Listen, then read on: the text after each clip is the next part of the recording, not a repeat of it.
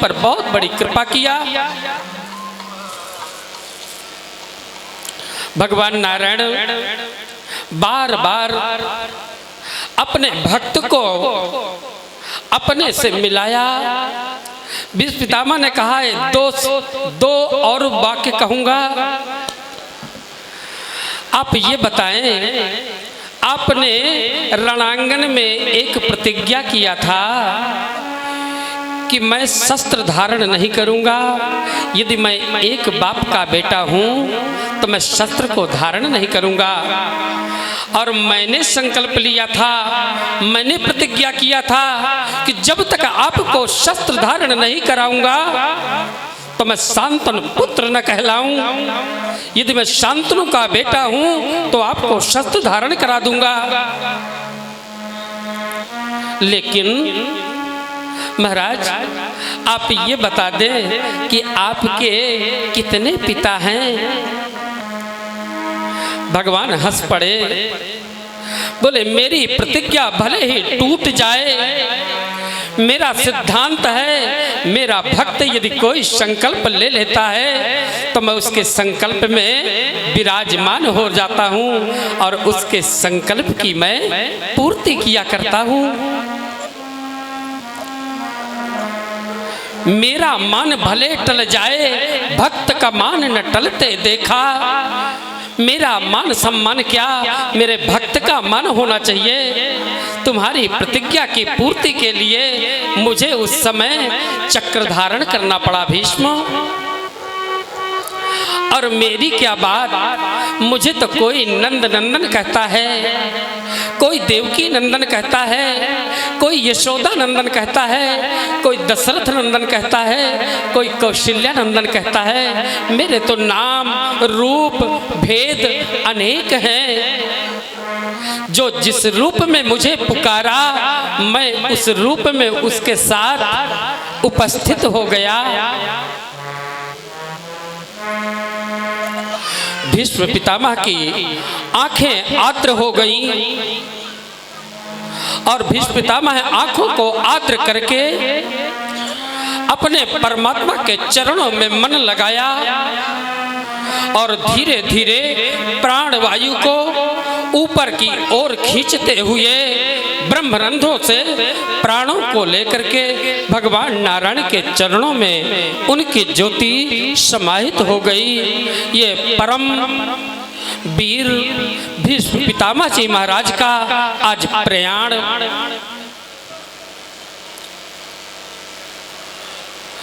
शिक्षा लेकर के आए, राज्याभिषेक, और इतने में भगवान नारायण ने कहा अब मुझे भी द्वारिका जाना चाहिए। आप लोग इधर का राजपाट देखें और मैं द्वारिका जा करके, जो बहुत बेसब्री से मेरे लोग मेरी प्रतीक्षा कर रहे हैं, उनके मध्य में मैं पहुंचूं। रात दिन द्वारिका वाले परमात्मा का भजन करते।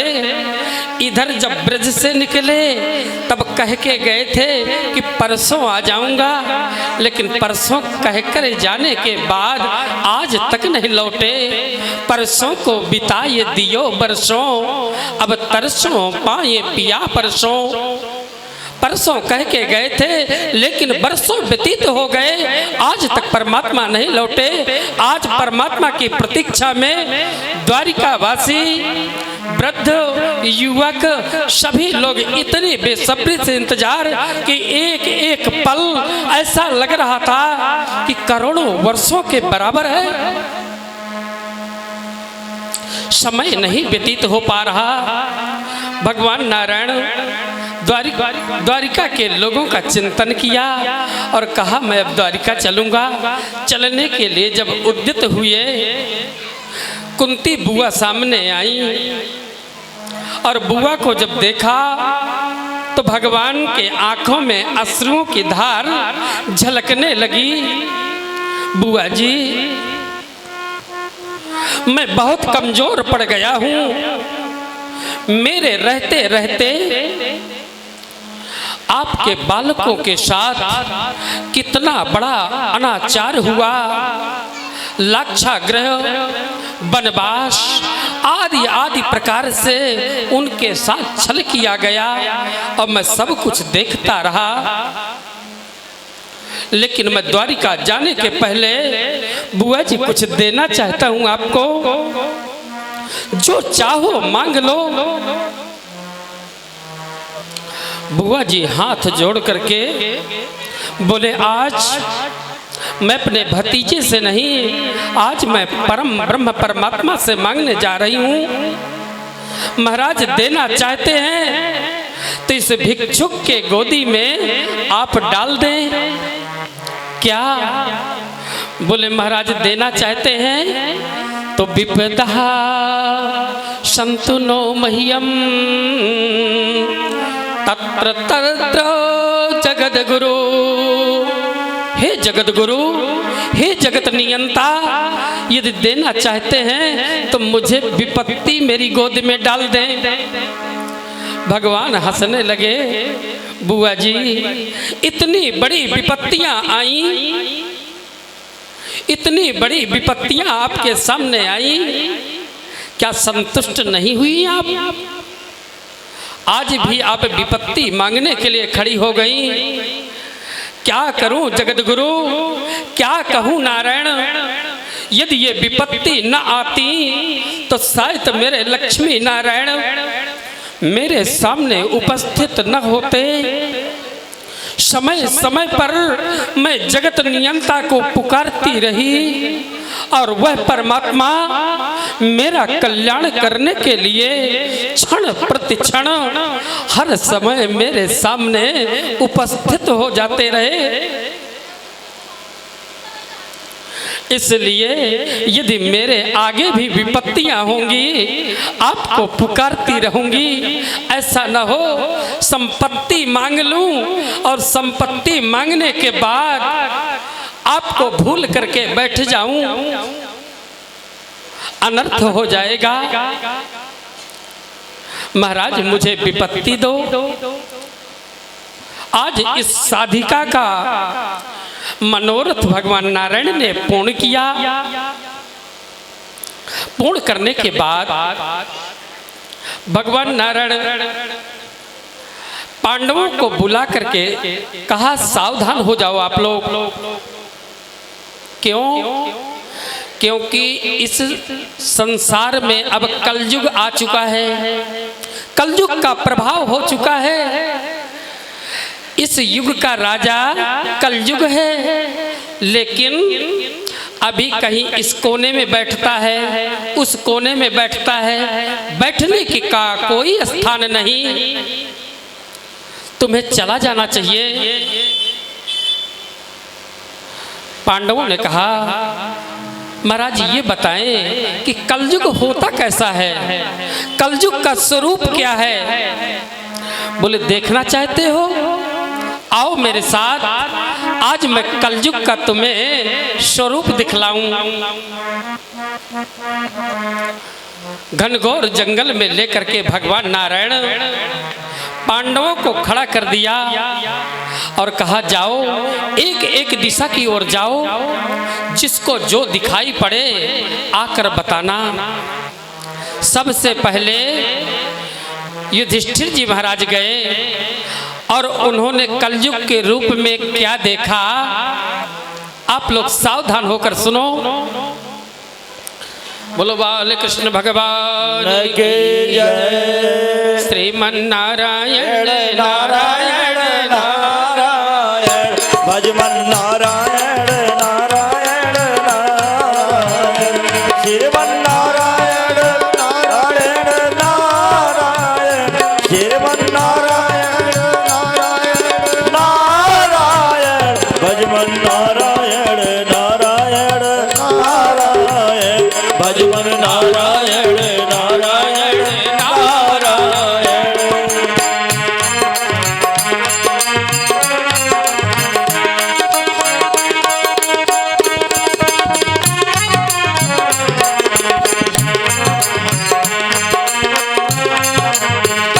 बद्री नारायण नारायण नारायण, बद्री नारायण नारायण नारायण,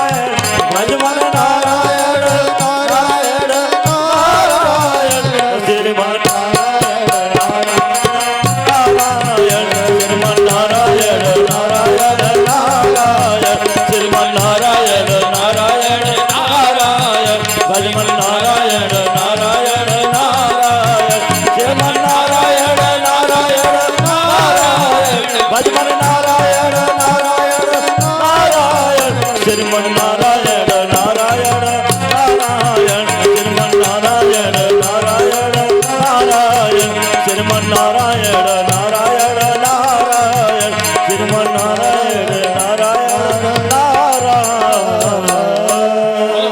कृष्ण भगवान के जय सच्चिदानंद रूपाय विश्वोत्पत्त्यादि हेतवे तापत्रय विनाशाय श्री कृष्णाय वयं नुमः श्री कृष्णाय वयं नुमः।